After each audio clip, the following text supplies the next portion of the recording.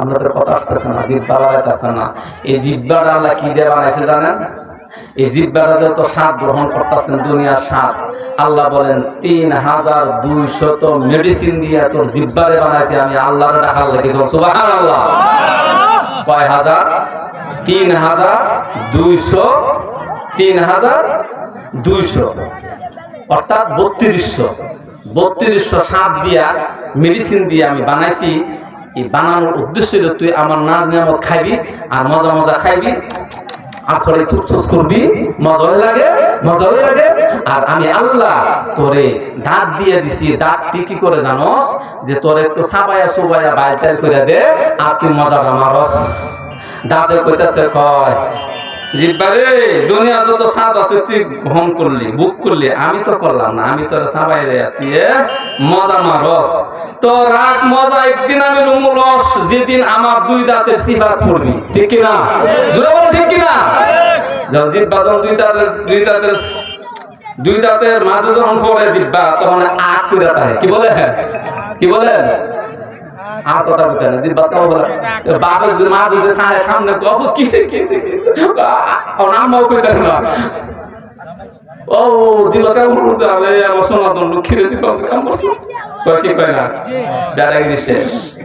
আমার আল্লাহ কয় মজা মজা খাইতেছ ৮০ বছর জিন্দেগি ১০০ বছর জিন্দেগি দিলাম তোরে, আর মজা মজা খাইয়া গান বাজনা যাস, হারাম খাস, সুদ খাস, ঘুষ খাস, নাচানাচি পাল্লা পাল্লে আনন্দ উল্লাস এগুলার একবারে ফিনিশিং করে দিব। যখন কোন সময় আসবো কথা বলেন না, কোন সময় এ জানা না, কবরে কোন সময়? এই দুই দাঁতের মারি আছে না, এই মারির মধ্যে একটা দাঁতের মধ্যে ৪টা কোনা দিছে আড্ডি বাংলা লাগি, মাছের কাটা বাংলা লাগি দিছে কি দিছে না? সামনে দাঁতটি আবার চ্যাপটা দিছে না, এটি সুক্কা দিছে কুস্তিতে কামড়ায়া বার করতেন। তো আমার আল্লাহ কয় যখন নাকি তুই কবর যাবি, এই দুই দাঁতের ফাইল আছে না, এই ফাইলের মতন কবর হবে। কি হবে? কবর হবে বাবা। কবরে গেলে পরে যখন ৪০ কদম পার হয়ে আসবে, মন কান্নে কি দুই ফেরেশতা আসিয়া যখন সওয়াল করবে, আপনাকে যখন প্রশ্ন করা হবে, প্রশ্নের উত্তর যদি না দিতে পারেন, কে বলবে আমার জন্য উক্কারানো দাঁড়াদাঁড়ি প্রশ্ন করবো আমার রব্বুকা, সে বলবে আমার গাড়িটা কোথায়, মোহনগঞ্জ ডাকবে। ওই সময় আপনার ৩টি প্রশ্ন করার পরে যদি আপনি প্রশ্ন জবাব না দিতে পারেন, বাবা কবরের মাটিটা আস্তে আস্তে ছোট হয়ে আসবে। আপনার ডান পাশের হাড্ডিগুলি বাম পাশের হাড্ডির ভিতর দিয়া যাবে রে বাবা। এমন একটা চাপ দিবে ডান পাশের হাড্ডিগুলি বাম পাশের হাড্ডির ভিতর দিয়ে যাবে। আবার দ্বিতীয়বার যখন আবার চাপ দিবে, বাম পাশের হাড্ডিগুলি ডান পাশের হাড্ডির ভিতর দিয়ে ঢুকবে। এরকম ভাবে ৩টা চাপ দিবে রে বাবা। এই কবরের চাপ সকল মানুষই গ্রহণ করতে হবে, ঠিক না? এজন্য আপনার আমার মা বাবা যাদের দুনিয়াতে নাই, জানি না কার মা বাবার কবরে দাও করে আগুন জ্বলতেছে রে বাবা। মোহনপুর গ্রামের হাজী সাহেবের বাড়িতে যদি আগুন লাগে রে বাবা, এই মহল্লার এলাকার সমস্ত মানুষ আগুন নিভাইতে যায়, ঠিক না? কিন্তু আমার মা বাবার কবরে যদি আগুন লাগা যায়, সেই দিন তো কেউ নিভাইতে যাইবে না, সেই দিন তো কেউ নিভাইবার জন্য যাইবে না রে বাবা। কবর কি হইতেছে না হইতেছে দুনিয়ার কোন মানুষ জানবে না। এ বাবা কবরের আযাব থেকে কেউ রেহাই পাইবে না রে বাবা। এই জন্য কবরে যাওয়ার সাথে সাথে আমল করিয়া কবরে যাইতে হবে। বেআমল অবস্থা গেলে বাবা উপায় থাকবে না। দুনিয়ার আগুন জাহান্নামের আগুনের মতন নয়, দুনিয়ার আগুন জাহান্নামের আগুনের মতন নয়। দুনিয়ার আগুন মানুষ সহ্য করতে পারে না রে বাবা। কবরের আগুনটা এমন কালো হবে, অন্ধকার হবে, ৩০,০০০ বছর জ্বালানোর পর অন্ধকার হয়ে যাইবে। আগুনটার এমন দেও শক্তি হবে রে বাবা। এই দুনিয়ার বাড়িতে যদি আগুনের একটু সময়, অর্থাৎ একটা মাছি যত বড় মাছির মাথাটা সমান যদি একটু আগুন কবর থেকে বাহির হয়ে আসতো, এই দুনিয়ার আকাশ জমিন গাছপালা পশু পঙ্খী কীট পতঙ্গ চন্দ্র সূর্য গ্রহ নক্ষত্র যা কিছু আছে সব পুড়িয়া ছাই হইয়া যাইতো।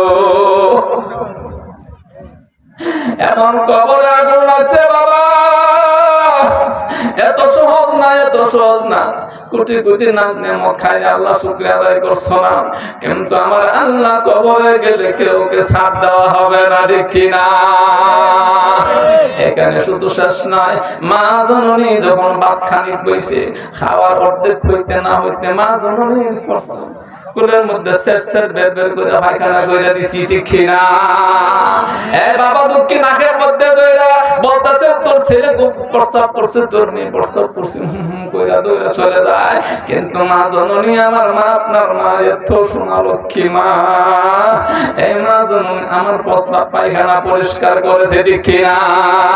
আমার মা জননীর নাকের মধ্যে প্রস্তাব পায়খানার গন্ধ করছে না, মেশক আম্বরের মতন জ্ঞান করছে, বলেন সুবহানাল্লাহ। এই জন্য 1 নম্বরে হলো মার গর্ভে ধারণ করেছেন 10 মাস 10 দিন, এই হলো 1 নম্বর গুণ। 2 নম্বর গুণ হলো মা জননীর বুক থেকে গরম দুধ খেয়েছি, ঠিক কিনা? আমার আল্লাহ বলে, বান্দারে আমি যদি গরম দিতাম তোর জিহ্বা টুট ফুরিয়া যাইতো, আমি যদি ঠান্ডা দিতাম তোর জিহ্বা ঠান্ডা বরফ হইয়া যাইতো, তোর বুকের মধ্যে দুধ গেলে ঠান্ডা বরফ হইয়া তুই মারা যাইতি রে বান্দা।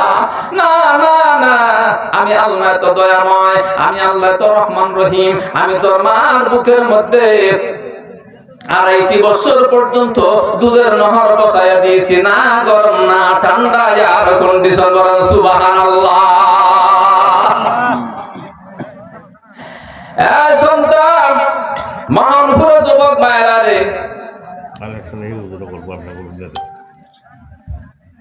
ও যুবকরা,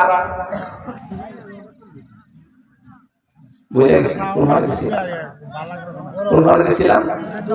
দুধ, মার দুধটা আল্লাহ 1 দিন নয়, 2 দিন নয়, 1 মাস নয়, 2 মাস নয়, 2.5 বছর পর্যন্ত মা জননীর বুকের মধ্যে দুধের নহর বসাইয়া দিছে এবং গরম এয়ার কন্ডিশন। বলেন সুবহানাল্লাহ।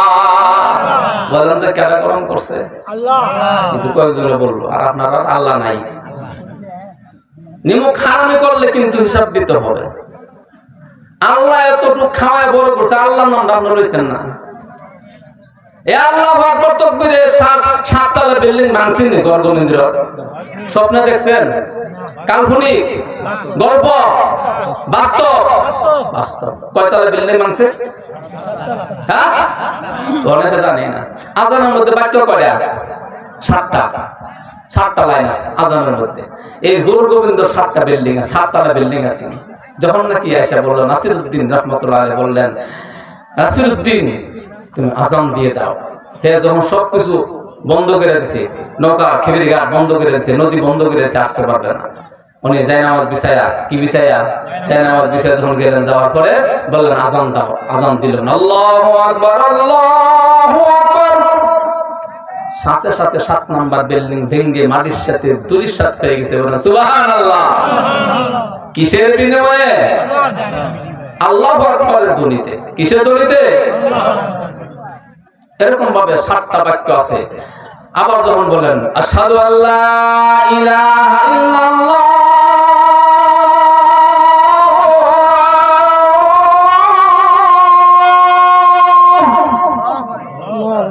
আল্লাহ বলবেন না কালকে কোন বাড়ি। 2 নম্বরে যখন বললো 6 নাম্বার বিল্ডিং ভেঙে মাটির সাথে ধুলিসাৎ হয়ে গেল। কিসের ধ্বনিতে? মানুষকে ভাঙছে? কেউ ভাঙছে না, আল্লাহ ভাঙছে। দেখাইছে কাফের বেঈমানদের যে আল্লাহর নামের যে কত শক্তি, কত পাওয়া। এই জন্য ভাই আমার বন্ধু, আমার আমানত নম্বর দঙ্গ প্রত্যঙ্গ দিয়েছেন। এক একটা জিনিস কোটি কোটি সম্পদের মালিক। আপনি কোটি কোটি টাকা দিয়ে একটা সম্পদ পাইতেন না, দেখছি না। অন্যদিকে যেমন আমার সময় কম, অনেক কথা ছিল আমার, মনটা বইলে আপনাদেরকে শোনাইবো আইসি, এই জন্য মনটা বইলে শোনাইবো। 2 চোখের পানি বাইর করতে হবে, টিপটা টিপ করে বাইর করতে হবে। আজকে বাইর কইরা এই চোখের পানিগুলি একদম হাত দিয়ে মুছবেন, গামছা দিয়ে, রুমাল দিয়ে না, কাপড় দিয়ে না। কেন? এই জাহান্নামের আগুন এই চেহারার মধ্যে স্পর্শ করতে পারবে না। বলেন সুবহানাল্লাহ। দাদা হাসান আমিসা না আপনারা বুঝছেন না? এই চোখের পানির দাম কি জানেন? 7 সমুদ্রের পানি দিল জাহান্নামের আগুন ঠান্ডা হবে না। মুমিন বান্দার 2 চোখের 2 ফোঁটা পানি যদি জাহান্নামের আগুনের মধ্যে নিক্ষেপ করা হয়, আমার আল্লাহর হুকুমে জাহান্নামের আগুন ঠান্ডা হয়ে যাবে। বলেন সুবহানাল্লাহ। এই চোখের পানি কার? আল্লাহ। রাবিয়া বসরি কার? আল্লাহ। আর আল্লাহ রাবিয়া বসরি। প্রেম আর ভালোবাসা কার সাথে করছিল রাবিয়া বসরি? আল্লাহর সাথে। জীবনে বিবাহ হইছে না, কোনো পুরুষকে ভালোবাসে নাই, আল্লাহকে ভালোবাসেছেন। আশুকু কাদিল লাগানা মাসুকু কাবসিয়া, আশুকু কাদিল লাগানা মাসুকু কাবসিয়া, বাগে গুঞ্জা কে মোজায়ে বুলবুলে সে বসিয়া, বাগে গুঞ্জা কে মোজায়ে বুলবুলে সে বসিয়া। সুবহানাল্লাহ। আমার আল্লাহর ওলি রাবিয়া বসরি আল্লাহকে যখন সিজদা করার মাধ্যমে আমার আল্লাহকে রাজি খুশি করেছেন, আমার আল্লাহ রাবিয়া বসরির জন্য রাজি খুশি হয়ে গেছে। আমার আল্লাহ বলতেছেন, ও দুনিয়ার আকাশ বাতাস গাছপালা পশু পঙ্খী কীট পতঙ্গ চন্দ্র সূর্য গ্রহ নক্ষত্র সাগর সমুদ্র যা কিছু আছে সব কিছু আমার রাবিয়া বসরির জন্য ওকে হয়ে যাবে। বলেন আল্লাহু আকবার। জোরে বলেন আল্লাহু আকবার। আল্লাহর ওলি রাবিয়া বসরি বলতেছেন, ও বাতাস তুমি দাঁড়াও, তোমার মধ্যে দাঁড়ায় আমি রাবিয়া বসরি নামাজ পড়বো। বলেন আল্লাহু আকবার। বাতাস তো দেখা যায় না, বাতাস ছোঁয়া যায় না, খালি অনুভব করা যায়, খালি কাপড়টা লড়তেছে বা গাছের পাতা লড়তেছে, ঠিক কিনা? বাতাস দেখছেননি? বাতাস ধরছেননি? পানি ধরা যায়, মাটি ধরা যায়, কিন্তু বাতাস ধরা যায় না, ঠিক কিনা? এ বাবা, মানুষ আগুন দিয়ে বানাইছে, মাটি দিয়ে বানাইছে, বাতাস দিয়ে বানাইছে, পানি দিয়ে বানাইছে, এই 4টা বস্তু দিয়ে মানুষ বানাইছে। আল্লাহর ওলি রাবিয়া বসরি সারাদিন মালিকের কাজ করিয়া রাত্রে 1টার সময় তাহাজ্জুদের নামাজ পড়িয়া দাঁড়ায় গেছে। বলেন সুবহানাল্লাহ। মুনাজাতের মধ্যে যখন কান্নার ঢেউ শুরু হয়ে গেছে, মাহফুজুতি নাহি করো আমি যাব কাহার কাছে, ঘুরিয়া ফিরিয়া আসবো মাওলারি দুয়ারে, কিনা? আমার আল্লাহ রাবিয়া বসরির জন্য ওকে হয়ে গেছে, আল্লাহ তার জন্য ওকে হয়ে গেছে। আমার রাবিয়া বসরির কথা যদি বাতাসে শুনতে পারে, তাহলে এর মধ্যে কি অবিশ্বাসের কোনো কিছু আসেনি? না। রাবিয়া বসরি কইছে, আল্লাহ কইছে, ও বাতাস আমার রাবিয়া বসরি যেটা হুকুম দিবে হুকুম তুই পালন করবি। বলেন সুবহানাল্লাহ। কেন? আল্লাহরে বাধ্য করেছে। বাধ্য বুঝুন তো, একটা ছেলের জন্য আর একটা মেয়ে পাগল, মেয়ের জন্য ছেলে পাগল। মেয়ে কইতাছে রাত্রে বড় সময় তার জন্য দরজা খোলা। হ্যাঁ কি করছে? প্রেমের জ্বালা গ্যাসের দরজার মধ্যে দাঁড়ায় দিছে, আর পৌষ মাঘ মাসে শীতের দিন কিরকির কিরকিরিটা হাসছে, ফজর নামাজের আজান দিয়ে দিছে, হে রওনা হুসাইছি কি দি মেয়ে আমার আশা দিল এবার লাগি, হে দিদি হাজার ঘুমাই দিছে আরামে, আর আমি বাতাসে কিরকিরি করতেছি, আমি তো এটা ভুল করলাম, মেয়ে তো আমার একটা প্রতারণা দিল রে, হে তো মেয়েটা বালানা, কি বালানা ফসা মার খাবে।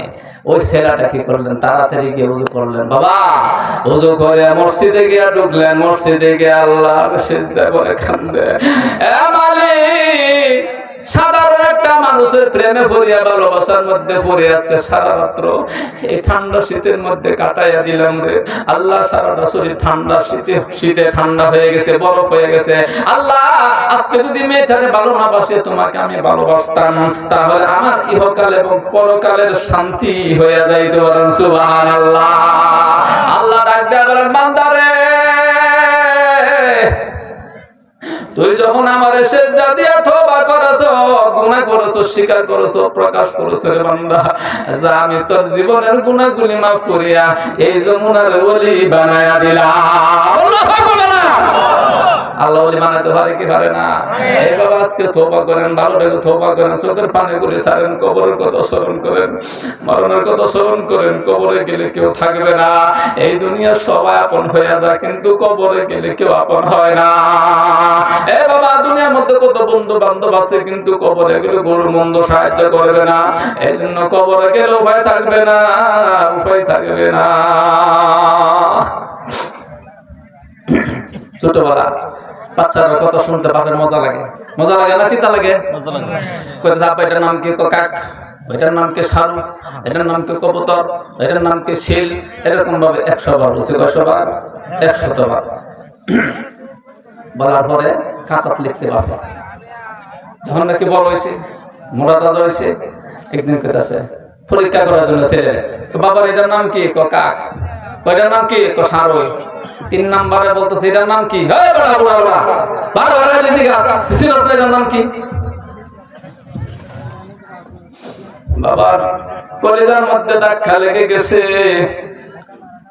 আল্লাহ তো নিষেধ করেছে অফিদ লাহুমা জানা ইম্মা ইয়াবলুগান্না ইনদাকাল কিবারা আহাদুহুমা আও কিলাহুমা ফালা তাকুল লাহুমা উফিন ওয়ালা তানহারহুমা ওয়া কুল লাহুমা কাওলান কারীমা। তোমার মা বাবা যদি তোমার জীবদ্দশায় বার্ধক্যে উপনীত হয় তবু তাদেরকে উফ শব্দটি বলিও না, তাদেরকে ধমক দিও না, তাদেরকে বলো শিষ্টাচারপূর্ণ কথা। তাহলে বাবার ধমক দেওয়া নিষেধ না? নিষেধ না? নিষেধ। বাবাকে ধমক দেওয়া নিষেধ। সে ধমক মারছে, বাবার কলিজার মধ্যে ধাক্কা লাগছে। বাবা সাথে সাথে গড়ে গিয়া খাতাটা বাইর করলেন, বার করে দেখাইলেন, বাবা এটি পড়ো। ছোটবেলাতে কি লিখছিলাম এটি পড়ো। ছেলে কিছু শিক্ষিত ছিল, ছেলেটা খাতাটা খুললে সেটা পড়তেছে। আমি কি বাবারে 100 বার বলছি, বাবা আমার সাথে রাগ করছে না। বাবা আমাকে মায়া দিয়ে, মমতা দিয়ে, মহব্বত দিয়ে, স্নেহ দিয়ে আমাকে বড় করলেন, লালন পালন করলেন, পোষণ করলেন। আজকে দেখা যায় আমি বাবারে কষ্ট দিয়ে কথা বলছি না, এটা হতে পারে না।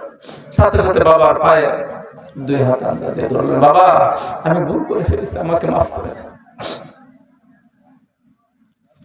আমাকে মাফ করে দেন, আমি ভুল করে ফেলেছি, আর জীবনে ভুল করবো না, ধমক দিব না। মা বাবাকে ধমক তো আল্লাহর আরশ পর্যন্ত কাঁপবে, আল্লাহর আরশ পর্যন্ত কাঁপবে।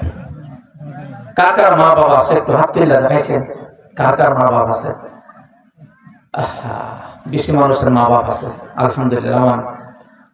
আজকে থেকে মা বাবার কাছে মাফ চাইবেন, যতদিন গুনাহ করছেন, অন্যায় করছেন। মা গো ভুল করেছি, তোমারে ফালাইয়া খারি বিটা ফালাইয়া শ্বশুর বাড়ি ছুঁয়ে গেছি, মা আমি ভুল করেছি।